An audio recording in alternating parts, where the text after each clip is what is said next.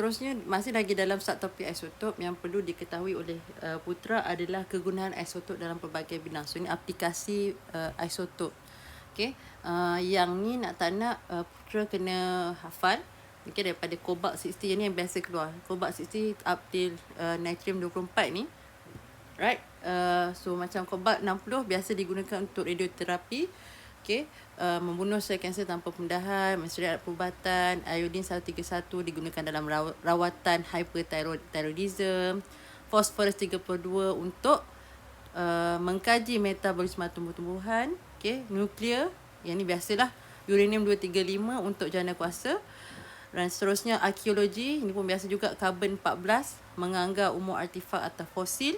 Plumbum 210 untuk menetapkan umur lapisan pasir dan tanah, okay, sehingga 80 tahun. Dan industri ni tritium tadi, hidrogen 3 digunakan untuk mengesan, okay, sebagai pengesan untuk mengkaji kumbahan dan bahan buangan tercair. Dan natrium 24 yang ni digunakan untuk mengesan kebocoran paip bawah tanah. Kebiasaan soalan yang akan keluar adalah dalam bahagian objektif, dan boleh juga keluar dalam soalan struktur seperti contoh di bawah. Okay, contohnya, Puan Maimunah didapati menghidapi penyakit kanser tulang. So highlight dekat sini adalah kanser tulang.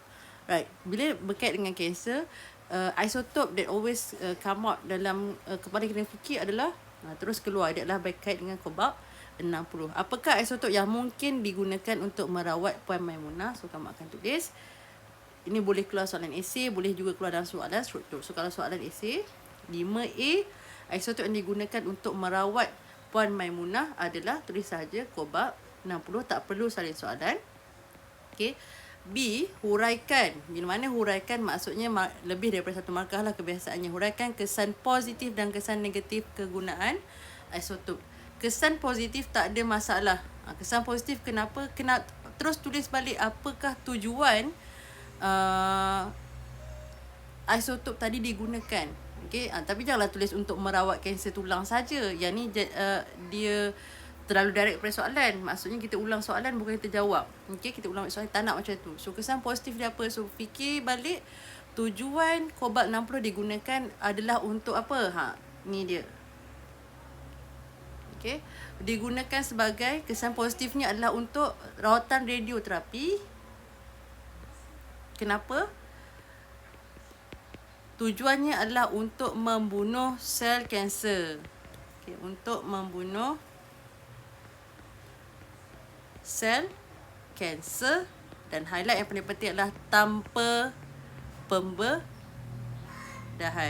Okay, so you might get 1 mark for here. Tanpa pembedahan. Dan kesan negatif. Okay. Kesan negatif yang ni memerlukan pengetahuan kamu. Okay. Selain daripada mungkin yang kamu boleh come out adalah hair loss, kehilangan rambut, ataupun pesakit menjadi penat, letih lesu. Kenapa pesakit dia letih, penat, lesu semua? Kenapa pesakit boleh menghadapi masalah kulit selepas daripada rawatan radioterapi ni tadi? Tengok balik semula. Tujuan cobalt 60 digunakanlah untuk membunuh sel kanser. Tapi adakah sel kanser sahaja yang terlibat? Tidak. Okey, ada juga kemungkinan yang terlibat adalah sel-sel sihat. So dekat sini kamu boleh letakkanlah kemungkinan yang berlaku. Okey, kesan negatifnya akan menyebabkan kelesuan kepada pesakit tadi selepas rawatan, kelesuan terhadap pesakit terhadap pesakit selepas rawatan. Kerana apa? Ni perlu kamu kena tahulah untuk kaitkan kegunaan cobalt tadi. Terhadap pesakit selepas rawatan. Kerana terdapatnya sel-sel sihat yang mungkin rosak.